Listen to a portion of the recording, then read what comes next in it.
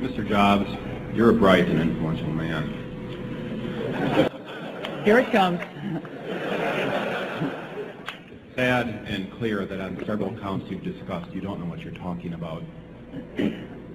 I would like, for example, for you to express in clear terms how, say, Java, in any of its incarnations, addresses the ideas embodied in OpenDoc.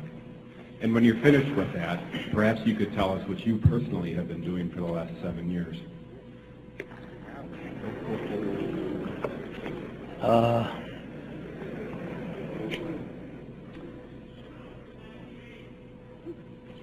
You know, you can please some of the people some of the time, but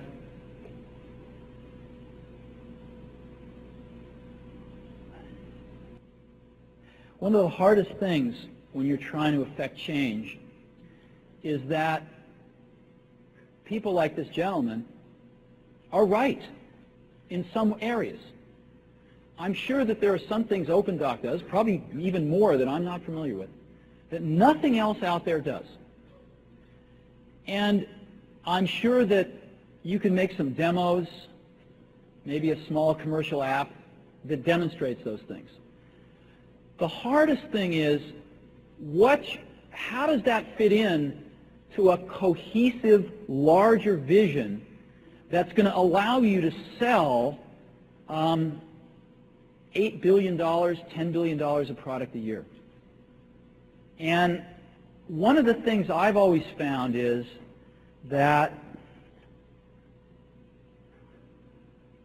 you've got to start with the customer experience and work backwards to the technology. You can't start with the technology and try to figure out where you're going to try to sell it. And I've made this mistake probably more than anybody else in this room. And I've got the scar tissue to prove it. And I know that it's the case.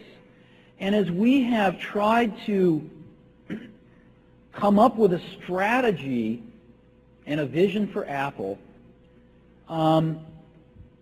it started with what incredible benefits can we give to the customer? Where can we take the customer?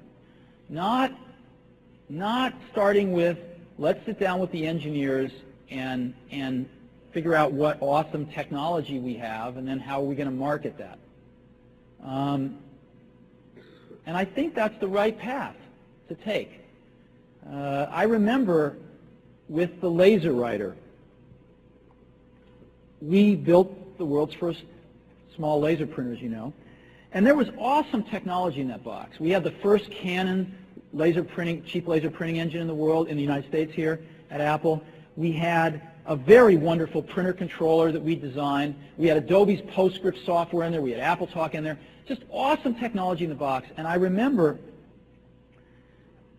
seeing the first printout come out of it and just picking it up and looking at it and thinking, you know, we can sell this.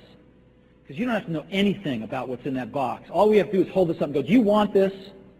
And if you can remember back to 1984, before laser printers, it was pretty startling to see that. People went, whoa, yes. And that's where Apple's got to get back to. And, you know, I'm sorry that OpenDoc's a casualty along the way, and I readily admit there are many things in life that I don't have the faintest idea what I'm talking about. So I apologize for that too. But there's a whole lot of people working super, super hard right now at Apple. You know, Avi, John, Garino, Fred. I mean, the whole team is working, burning the midnight oil, trying to, and people, you know, hundreds of people below them, to execute on some of these things, and they're doing their best. And I think that what we need to do, and some mistakes will be made, by the way. Some mistakes will be made along the way. That's good, because at least some decisions are being made along the way. And we'll find the mistakes, we'll fix them. And I think what we need to do is support that team going through this very important stage as they work their butts off. They're all getting calls, being offered 3 times as much money to go do this, do that, the valley's hot, and none of them are leaving.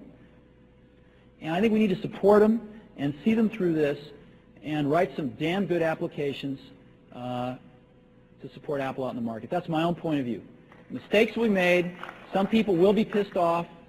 Some people will not know what they're talking about. But I think it is so much better than where things were not very long ago. And I think we're going to get there.